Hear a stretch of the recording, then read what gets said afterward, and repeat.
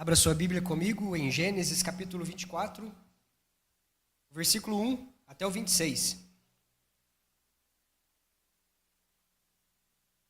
Você encontrou, igreja? Amém?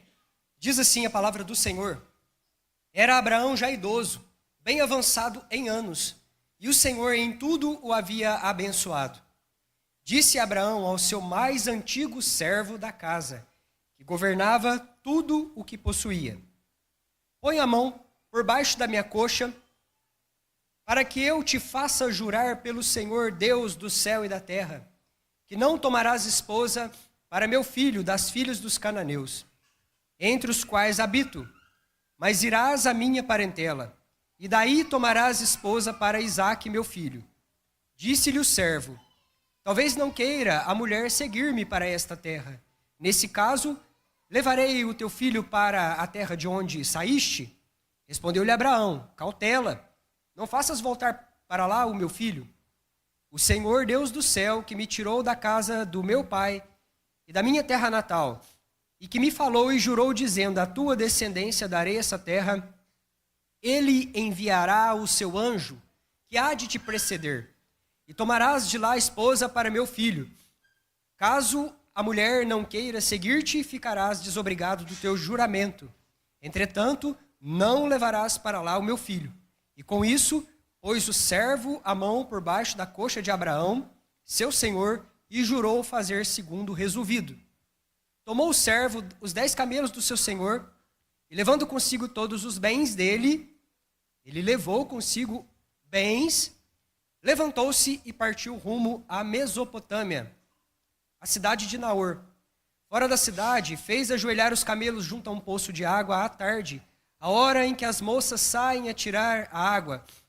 E disse consigo: Ó Senhor, Deus de meu senhor Abraão, rogo-te que me acudas hoje, e uses de bondade para com o meu servo Abraão.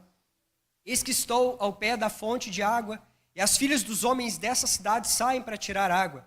Dá-me, pois, que a moça a quem eu disser: Inclina o cântaro, para que eu beba. E ela me responder: Bebe, e darei ainda de beber aos seus camelos, seja a que designaste para que o teu servo Isaque, e nisso verei que usaste de bondade para com o meu senhor.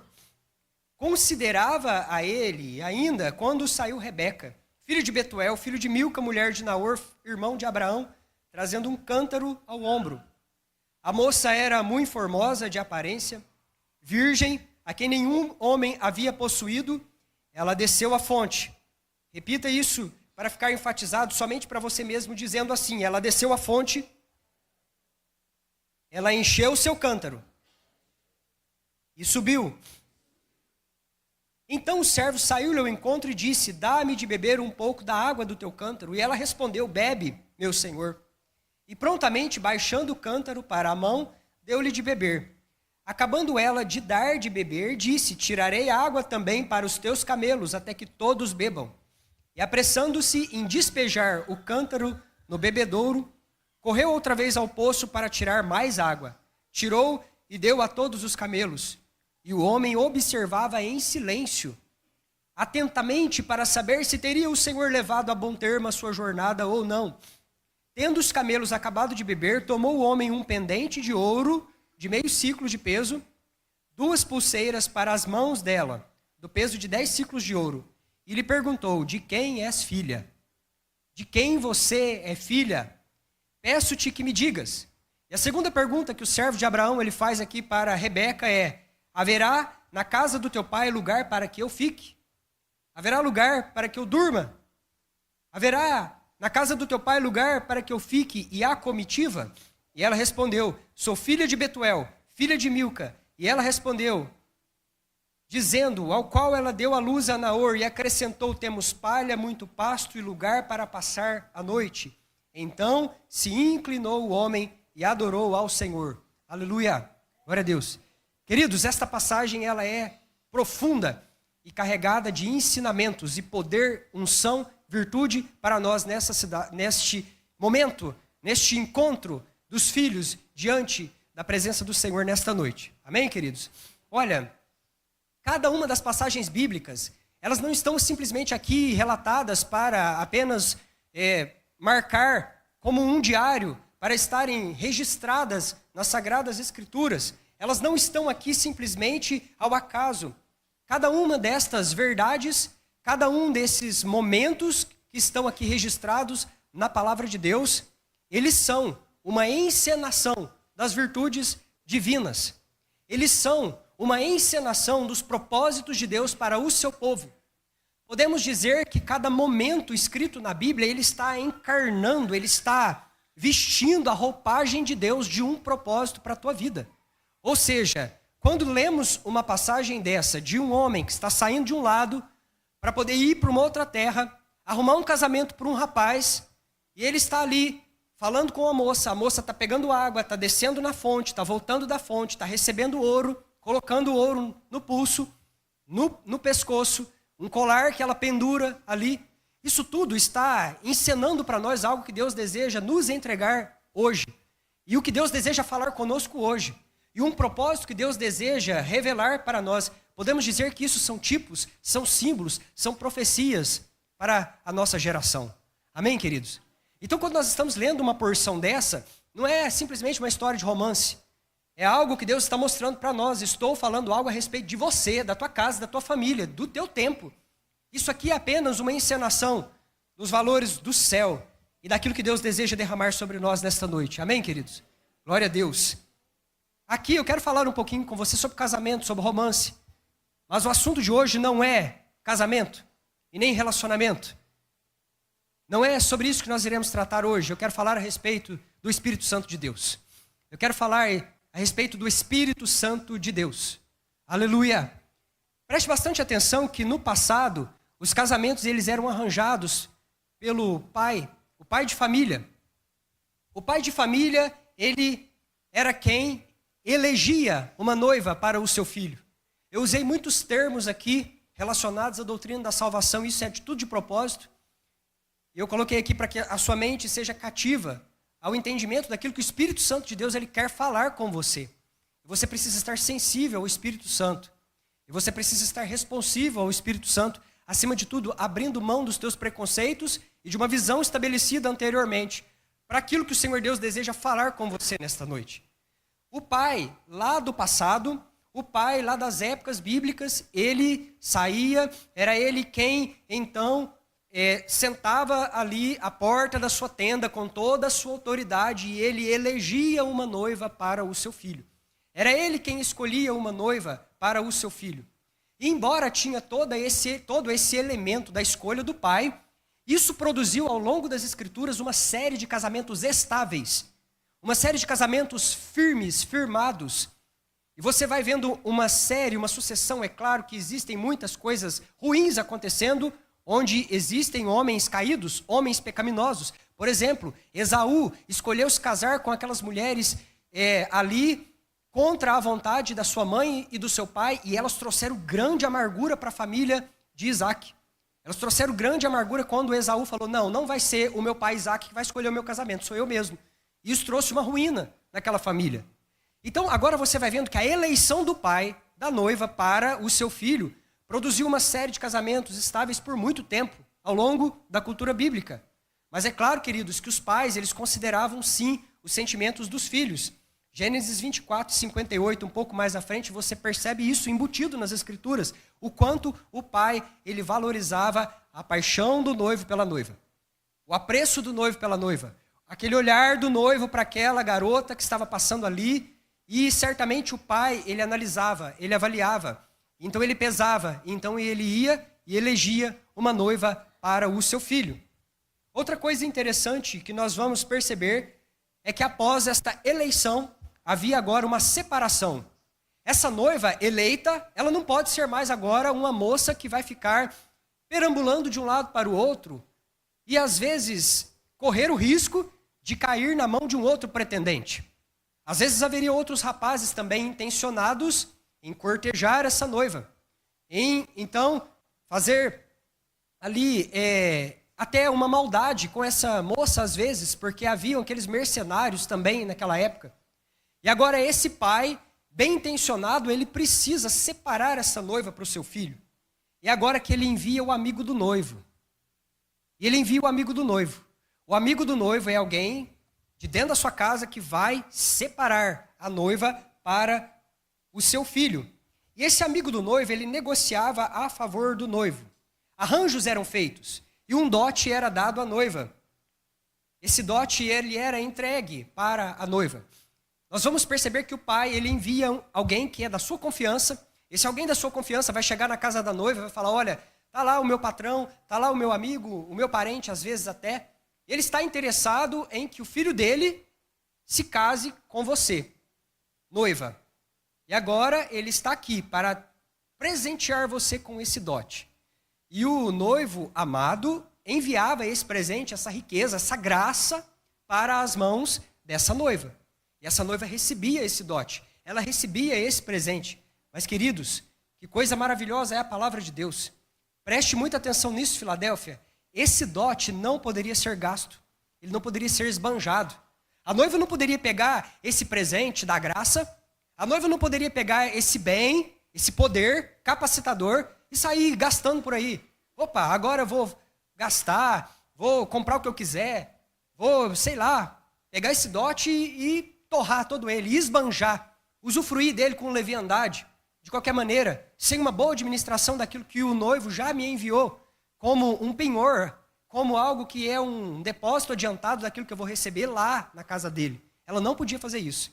Durante todo esse tempo, ela tinha que manter estas joias, esse ouro, esse dinheiro, sei lá, esse gado talvez que foi dado ali, né, como o dote, tinha que manter aquilo intacto.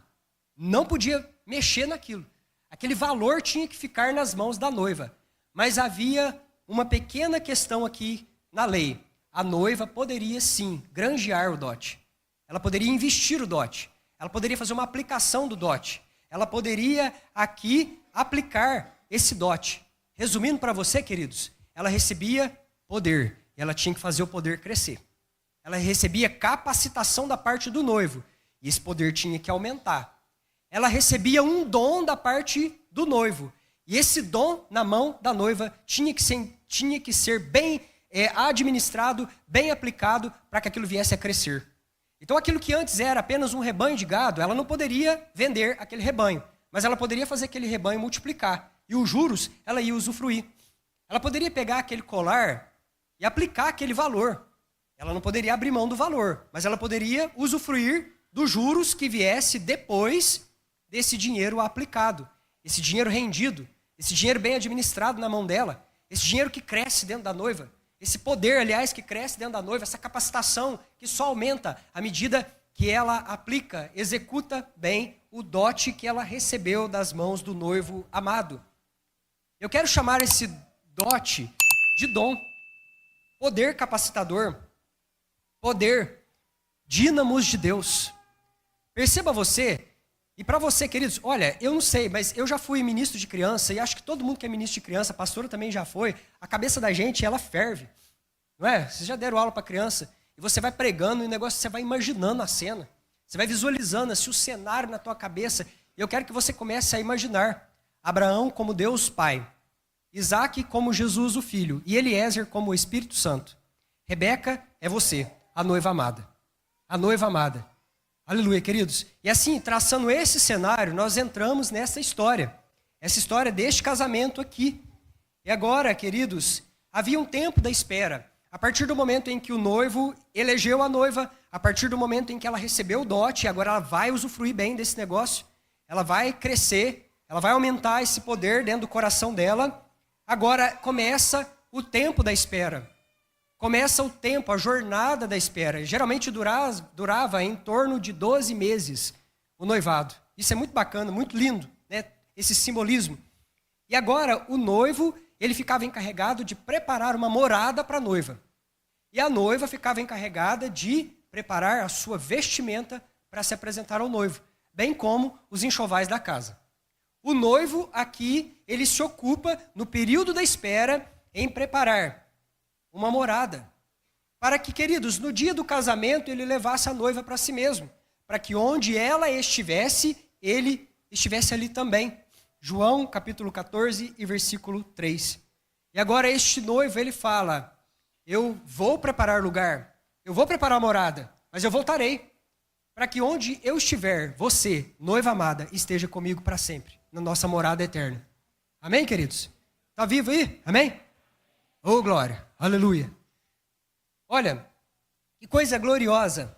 Essa noiva estava preparando o enxoval, as vestes nupciais, para se apresentar para o seu noivo sem mancha, gloriosa, santa e irrepreensível. Efésios capítulo 5 e versículo 7. Ah, queridos, esse pacto era tão forte, isso é indissolúvel.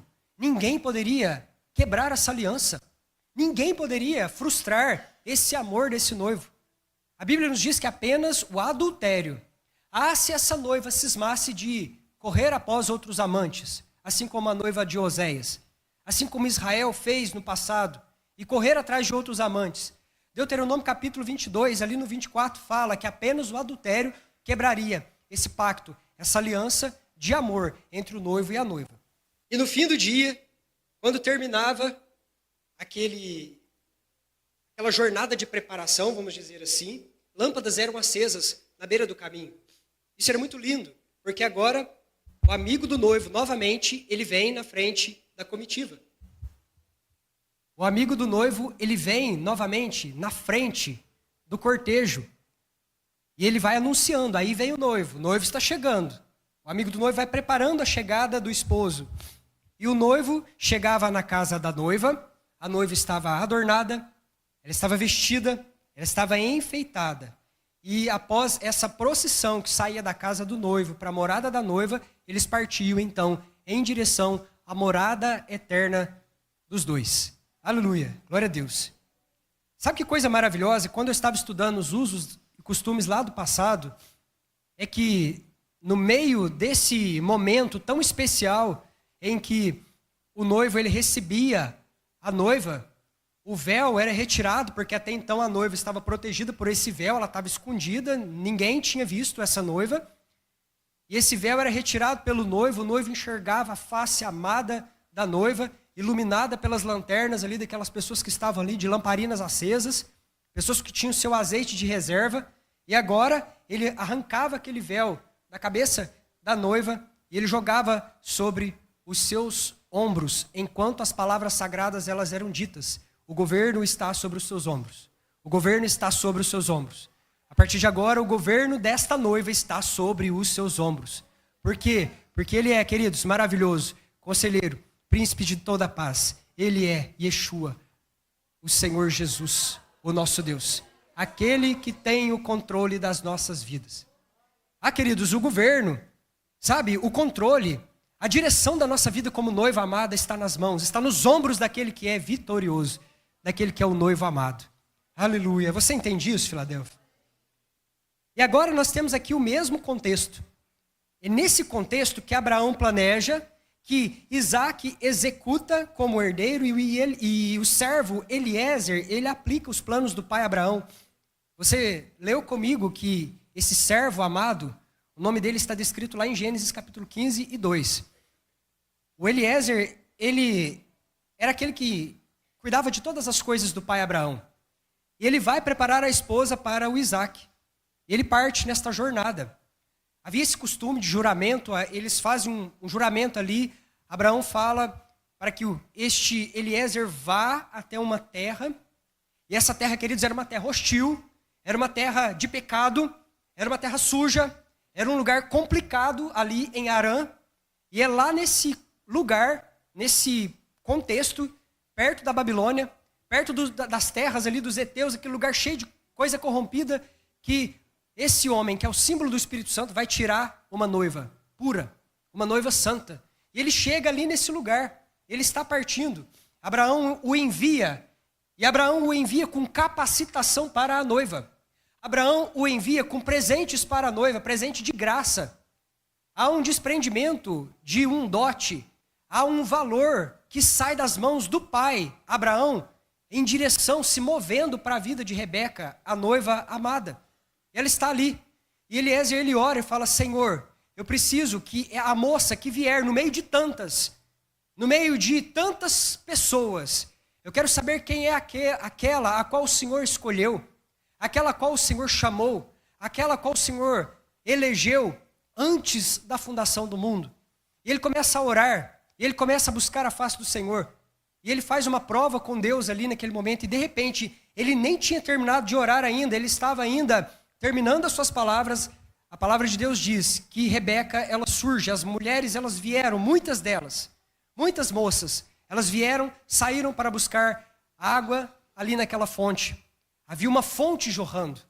E várias meninas vinham buscar. Cada uma delas com uma postura diferenciada frente à fonte. Algumas, certamente, se agachavam. Outras pegavam meio cântaro, outras enchiam só uma parte. Vou levar só um pouco, vou só colocar pela metade. Eu vou, sei lá, ser um pouco rebelde hoje. E aquilo que meu pai mandou, esse negócio de encher cântaro, de levar vasos pesados nas costas de água, eu não vou fazer. E havia uns tipos de pessoas assim ali, umas meninas. Algumas enchiam pouco, algumas enchiam muito, outras se comportavam de qualquer maneira. Havia aquelas assim, um pouco mais levadas, assim, vamos entrar dentro dessa fonte, brincar um pouco, jogando água umas nas outras, fazendo barro ali, amassando barro na beira da fonte. Enfim, tinha meninas de todos os tipos, de todos os comportamentos frente à fonte de águas vivas. E é agora, nesse momento, que uma delas, ela se destaca frente às águas. A posição daquela garota frente às águas, ela é diferenciada. E o servo, o Espírito Santo, estava olhando, queridos. O Espírito Santo estava olhando a posição da futura noiva frente às águas. Aleluia, isso é glorioso. Ela está ali. E ela é uma jovem formosa. Ela é uma jovem pura. Ela era virgem e ela se curvou diante das águas. A palavra eu vi várias versões, enquanto eu estava estudando, peguei várias versões da palavra de Deus, algumas traduções para ver se havia alguma diferença. Todas elas estão dizendo, Rebeca se curvou frente às águas. Rebeca se curvou quando viu a fonte. Queridos, diante da fonte das águas vivas, você precisa se curvar. Diante da fonte das águas vivas, que é o próprio Cristo, nós nos curvamos. Nós nos curvamos. Porque o Espírito Santo de Deus está aqui nessa noite. Ele está à procura de verdadeiros adoradores que adoram o Pai em espírito e em verdade. Importa para o Pai que os tais adorem assim. Eu louvo ao Senhor porque os verdadeiros adoradores estão aqui nesta noite. Amém, queridos? Você veio, você não ficou encolhido na sua casa nesse domingo após os seus afazeres, você veio, aleluia, e o Espírito Santo de Deus está aqui nessa noite conosco, glória a Deus. E agora essa garota se curva, e eu pergunto a vocês, ela pegou metade do cântaro? De maneira nenhuma, ela encheu.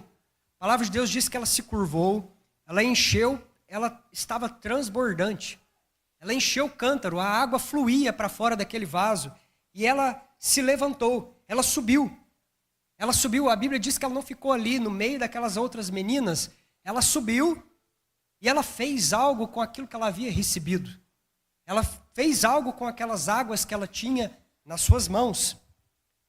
Eu quero, nesta noite, que você entenda uma coisa, família Filadélfia, o terceiro da Trindade, o Eliezer, o símbolo do Espírito Santo de Deus, aquele que é o terceiro, o Espírito Santo da verdade, ele está aqui conosco nessa noite.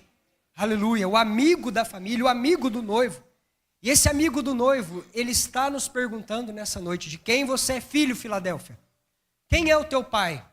Quem é o teu pai, Filadélfia? E há lugar na tua casa para eu e a minha comitiva pousarmos nesta noite? Amém, queridos? Olha, vire assim alegremente, com um sorriso nos seus lábios, para a pessoa do seu lado, e diga para ele nessa noite, o Espírito Santo de Deus te pergunta, de quem você é filha? Há lugar na tua casa para o Espírito Santo e a sua comitiva fazer morada? Amém? Responde a isso com um aplauso para o Senhor Jesus, porque Ele é digno.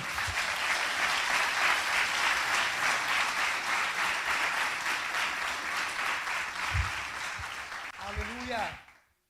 Glória a Deus. Há lugar na tua casa, Filadélfia, para o Espírito Santo e para a comitiva dele. Você viu lá no versículo 7, né? Que ele falou assim, vou enviar anjos na tua frente. É lugar para o Espírito Santo e para os anjos que estão com ele. Amém? Queridos, pode fazer morada permanente lá na tua casa, esse Espírito que é santo. E todos esses anjos que o Senhor Deus tem mandado para te preceder, para te guardar em todos os teus caminhos. Aleluia! Glória a Deus. E agora, Eliezer está ali. Ele falou, essa moça é diferente. Ela tem uma posição diferente frente às águas. Ela não é como as outras. Ela não é leviana. É uma moça pura, formosa. É alguém que realmente é diferenciado. É Filadélfia. Amém, queridos? Ele diz, de quem você é filha? E ela responde a filiação. Eu sei de quem eu sou filho. Ela responde. E agora ele já parte para a segunda pergunta. Há lugar em tua casa para mim? E quando eles estavam nesse diálogo, a atitude desta Rebeca foi diferenciada, porque ela falou, olha, não vou dar de beber só para você, Eliezer. Eu vou dar de beber para todos os teus camelos também. Você já parou para pensar o quanto de água que um camelo bebe? E foi serviço, queridos. E ela teve um desdobramento ali para poder dar de beber para aqueles animais. Só que uma coisa curiosa, é isso que eu quero chamar a sua atenção. Esse pequeno detalhe aqui que acontece. Porque quando toda essa encenação acaba, quando tudo isso termina, eu digo essa encenação de um valor, de uma virtude divina que estava acontecendo ali, de algo espiritual, acima de tudo. Quando isso termina, queridos, Eliezer, ele coloca sobre aquela moça um pendente, um colar, quero chamar assim. E ele pega os pulsos da Rebeca e ele coloca em cada um dele uma pulseira. Aquilo era o dote.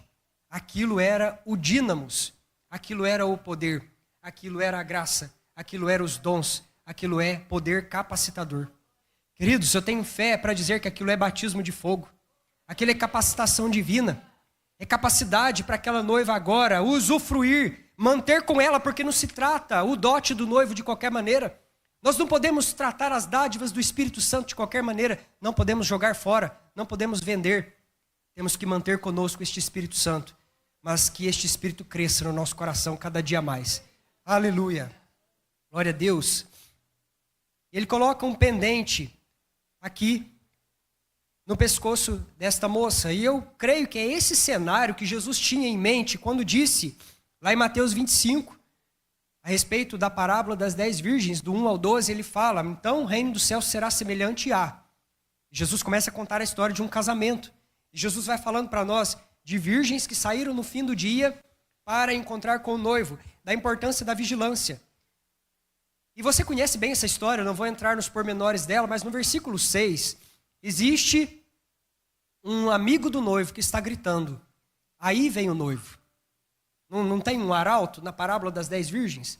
Elas estavam lá, elas dormiram, e de repente elas acordam porque está vindo o amigo do noivo gritando. Desperta, o noivo está chegando. O noivo está chegando, aí vem o esposo. E esse arauto, esse homem que grita, é o amigo do noivo. É o amigo do noivo. Queridos, quero dizer uma coisa para vocês. Mateus 25, um pouco antes, Jesus estava conversando com os discípulos a respeito do sermão profético. Ali, sermão escatológico, vamos dizer assim. É o sermão do tempo do fim. E ele está falando das dores, do começo das dores. E os discípulos falam, Senhor, nos diga qual é o sinal do final de tudo, quando será o tempo do fim. E Jesus começa a falar, olha, vão haver muitos sinais.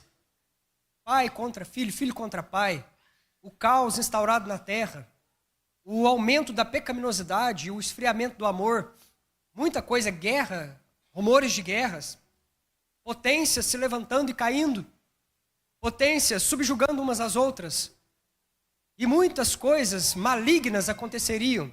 E Jesus começa a falar na figura de linguagem de algo também familiar, que é o parto. Você, mãe, que passou pela experiência do parto normal, certamente se lembra que quando as contrações começam, elas vêm de maneira leve e de maneira espaçada. Há um espaço de tempo muito grande entre uma e outra.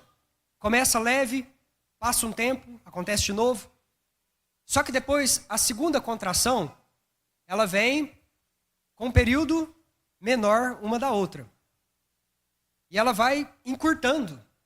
E a intensidade também vai aumentando, não é assim? As dores vão apertando cada vez mais. Então agora começa uma sucessão de contrações. Elas vão vindo uma atrás da outra. Às vezes a mãe ainda nem se refez daquela contração que apertou a barriga, já está chegando outra. E está chegando mais forte que aquela que veio anterior. E Jesus começa a falar, olha, o tempo do fim, antes do grande e terrível dia do Senhor, o que vai acontecer? O mundo, ele estará gemendo nesta cadência de um parto. Vai ser dessa forma, os sinais vão começar a acontecer. Uma hora um tipo de sinal e depois passa um tempo grande entre um e outro. Só que de repente os sinais começam a apertar e começam a vir de maneira mais frequente. E parece que de repente o povo nem se refez de uma pancada, já está vindo outra. E está vindo pior do que a anterior. E você não consegue tomar fôlego porque a coisa está acontecendo. Guerra, notícia ruim para todo lado. De um lado e de outro as pessoas estão correndo, desvairadas, como ovelhas sem pastor. E você começa a perceber que Jesus está falando a respeito disso, a respeito destas dores de parto. Queridos, digo a vocês, já passamos das primeiras contrações. Certamente, já passamos das primeiras contrações. Estamos numa carreira desabalada. Numa carreira desabalada, e é cada vez mais dores, uma atrás da outra, vindo sobre a humanidade. Você tem visto o caos em que o mundo está. O caos em que o mundo está. E Jesus começa a alertar para um estado mental e uma batalha mental que aconteceria nos últimos tempos. Porque embora o mundo estaria mergulhado em dores, e é assim, querido, coisa ruim acontecendo assim, ó, com frequência, uma mais perto da outra, e não somente próximo demais, mas numa intensidade muito forte. A catástrofe anterior nem se compara a que vem logo amanhã. E aí você não consegue se refazer, de repente a coisa vai ficando cada vez pior. E a Bíblia vai falando para nós a respeito destes sinais. Mas paralelo a isso, você tem um povo que está imerso na distração. Comendo, bebendo, casando, dando-se em casamento. Vivendo uma vida comum. Vivendo uma vida embriagada das coisas naturais. É disso que a Bíblia estava falando. As pessoas estariam ocupadas com a sua vida ordinária, com a sua vida cotidiana, com seus afazeres, com seus projetos, com as suas enfermidades, com as suas dores, com os seus projetos particulares, sem perceber que isso é um encantamento, um espírito de encantamento que nos deixa, muitas das vezes, adormecidos para a realidade. Irmãos, nós estamos na iminência de viver algo tremendo sobre a terra. Eu digo isso de maneira escatológica, mas de maneira também profética sobre esse altar com zelo. Queridos, nunca nós fomos tão estilosos, mas tão vazios como igreja. Nós temos uma igreja que canta bem, que prega bem, um esboço bem feito. Nós temos programações atrativas. Nós temos uma igreja em formato de shopping, muitas das vezes. Nós temos igrejas estilosas.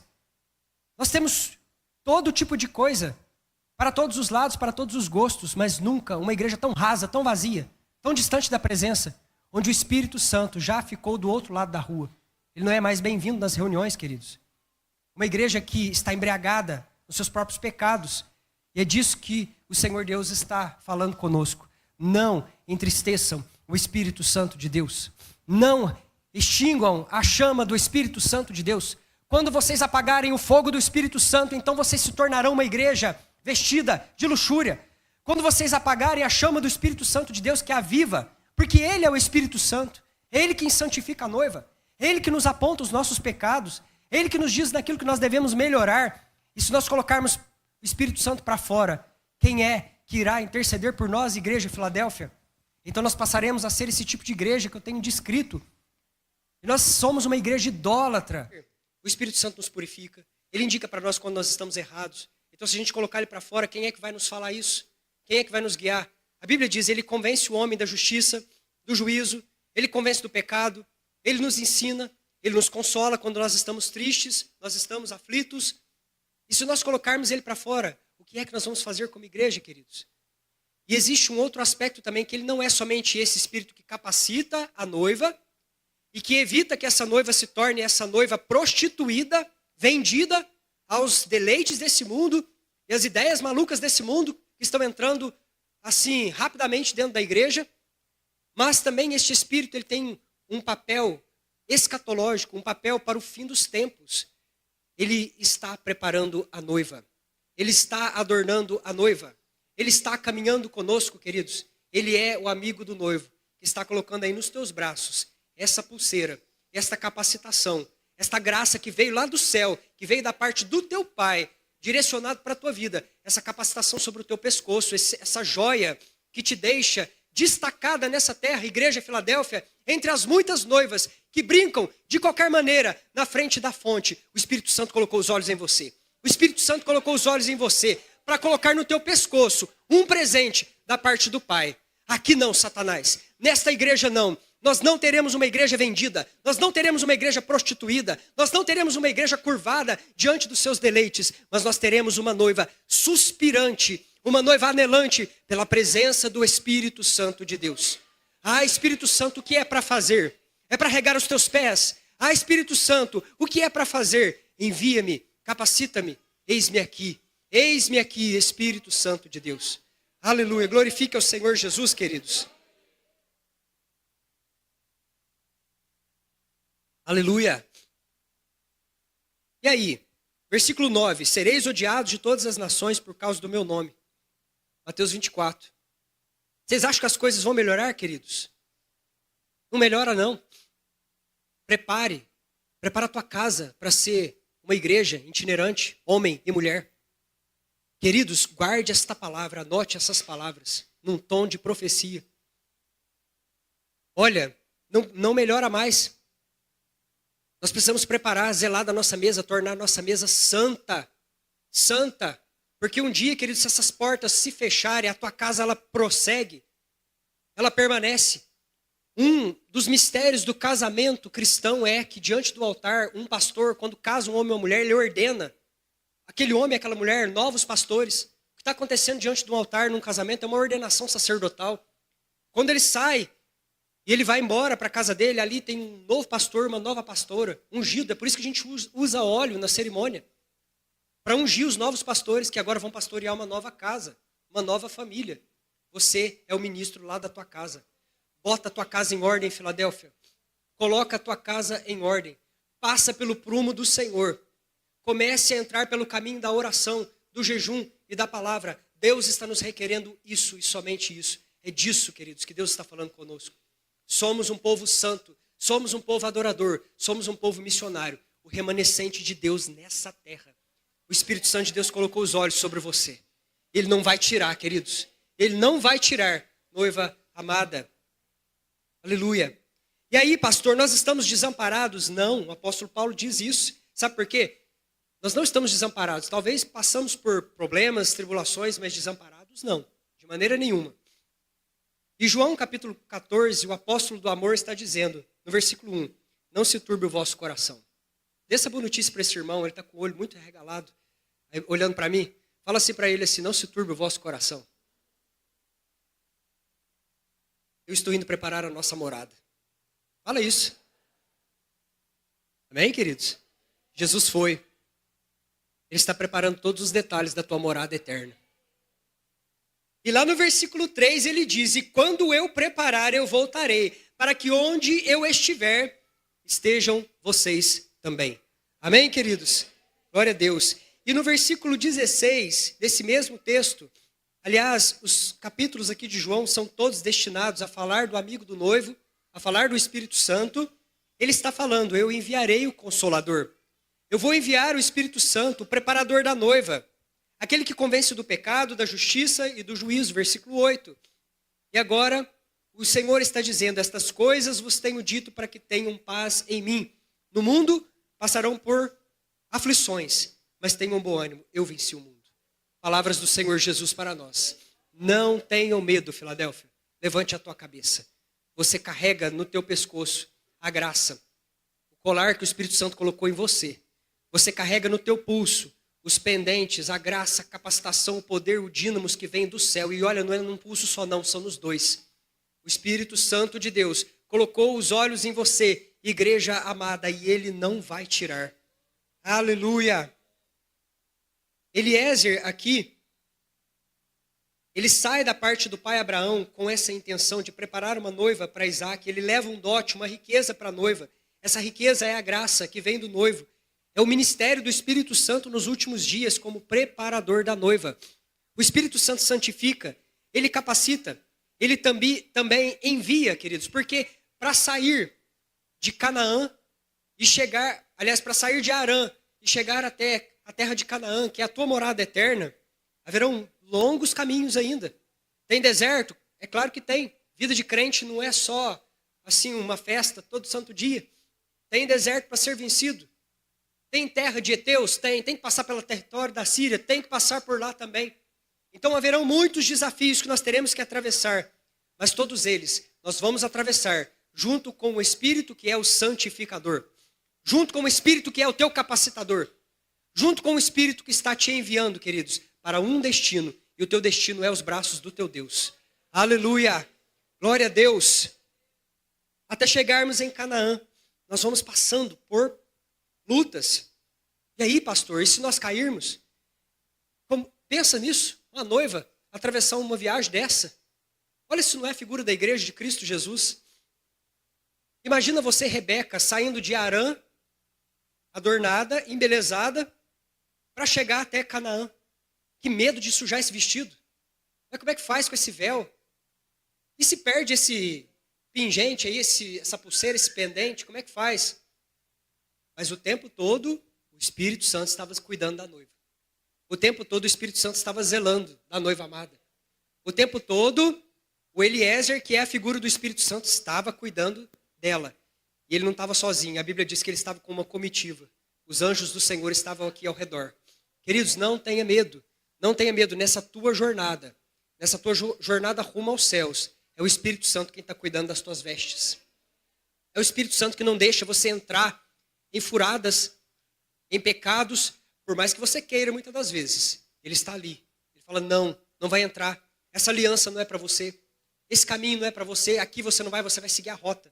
Você é noiva amada. Você não vai sujar os seus vestidos, Filadélfia. Você não vai manchar os teus sapatos. Você não vai tirar da tua cabeça essa coroa que foi o Espírito Santo de Deus quem colocou aí. Esse presente que veio da parte do Senhor, o teu Deus. Aleluia. E se sujar, pastor, o véu, olha, uma das funções do amigo do noivo é ungir e capacitar a igreja de Cristo Jesus. De maneira bem rápida, eu quero pontuar com você aqui, nós já estamos caminhando para o final. Esse culto é um pouco maior, é um pouco mais longo. O Espírito Santo, que colocou os olhos em você, é aquele que te unge e te capacita. João capítulo 3 diz, Deus não dá o Espírito por medida. Deus não coloca o Espírito Santo por dosagem. Ele derrama o Espírito Santo sobre nós. Ele derrama a unção sobre você. Lá em Atos capítulo 1, versículo 8, os discípulos foram cheios do Espírito Santo para superarem dificuldades, limitações, temperamento. Olha, aquele Pedro estava ali diante de uma multidão e agora ele é capacitado pelo Espírito Santo. Está tendo problema com o pecado, igreja de Cristo Jesus, confessa, deixa, busca o Espírito Santo. Você vai perceber um poder capacitador fluindo através de você, para que você nunca mais venha cair nos mesmos erros. Ele é aquele que capacita a noiva. É ele que te capacita a não sujar as tuas vestes, estragar tudo aquilo que Deus já fez por você, a obra preciosa que Cristo fez, o presente da graça que Ele já entregou para você. Aleluia! E você percebe ali no Pentecostes que quando o Espírito Santo chega, homens que eram agora covardes se tornam corajosos. Pessoas que tinham um temperamento complicado agora veem diante dos seus olhos uma nova versão, vamos dizer assim. Eles olham e falam assim, poxa, nem eu estou me reconhecendo mais. Pedro, que era indouto, ele não conhecia nada, ele não sabia nem pregar direito. Ele se levanta e ele prega para uma grande multidão na ousadia do Espírito Santo de Deus. Queridos, ele é o Espírito Santo. O nome dele é Espírito e o sobrenome dele é Santo. Qual é a tua postura hoje frente a ele, Filadélfia? Aleluia! Qual é a tua posição frente a este Espírito Santo? O amigo do noivo, ele equipa a noiva para a jornada. Esse presente que você recebeu não pode ser desprezado. Esse presente da graça, ele não pode ser vendido, tratado de qualquer maneira. Você precisa fazer crescer.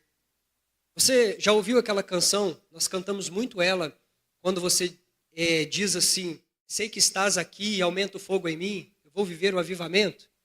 Nós muitas das vezes tratamos esse tipo de música, de canção, como algo que está fora. Ah, Espírito que está fora, vem para dentro de mim, aumenta aqui dentro o teu poder. Não.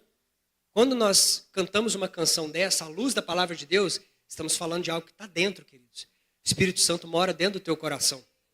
O Espírito Santo foi dado a você e João 3 diz que não foi dado por medida. Ele foi derramado sobre você, Igreja Filadélfia. E quando você canta uma canção dessa, você está exercitando, você está dizendo, esse dote que Deus colocou nas minhas mãos, eu quero que ele cresça. Eu quero que aumente, eu quero mais presença, eu quero mais poder, eu quero dons. Eu vou exercitar este dom que o Senhor colocou dentro de mim. Espírito Santo, aumenta o fogo em mim. Eu quero viver o avivamento. Aleluia, glória a Deus, aleluia. Igreja, o que você tem feito com esse dote recebido do Espírito Santo? Os discípulos foram capacitados, cheios do Espírito Santo, eles proclamavam a palavra com coragem, com poder. Atos capítulo 4 e versículo 8. E Deus está derramando nesses últimos tempos uma capacitação sobrenatural sobre a igreja. O dom que existe em você precisa ser exercitado. Paulo exortou os seus discípulos dizendo a isso, falando, exercita, faz crescer. Não é algo que está de fora, o Espírito Santo já está aí dentro de você, então busca. Começa a buscar mais, ora mais, aplica mais, se dedique mais. Ele concede dons espirituais e eles devem ser exercitados e nunca abandonados. Não abandone o Espírito Santo de Deus. Não extingua o Espírito Santo. Ele concede poder, ele concede unção. Aleluia. Diante dessa fonte, queridos, você desce e você enche o teu cântaro até transbordar. Amém? Glória a Deus.